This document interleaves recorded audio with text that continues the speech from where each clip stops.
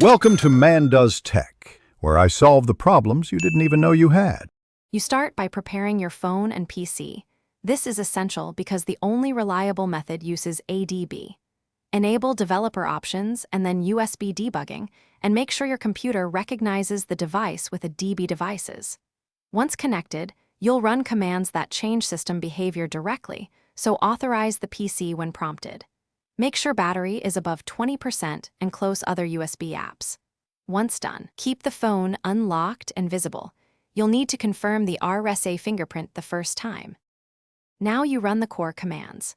From your terminal, confirm the device is listed, then execute the ADB shell command that disables Samsung's floating media volume overlay.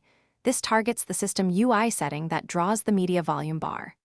Use caution, ADB commands act immediately. After the command, restart System UI or reboot the phone so the change takes effect.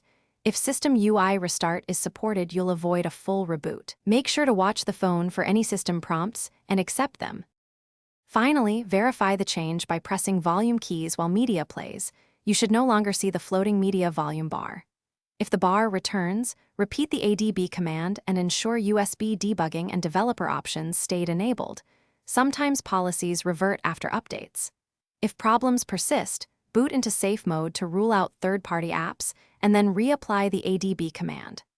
One troubleshooting tip: if you see unexpected behavior, reboot to normal and restore the original setting using the reverse.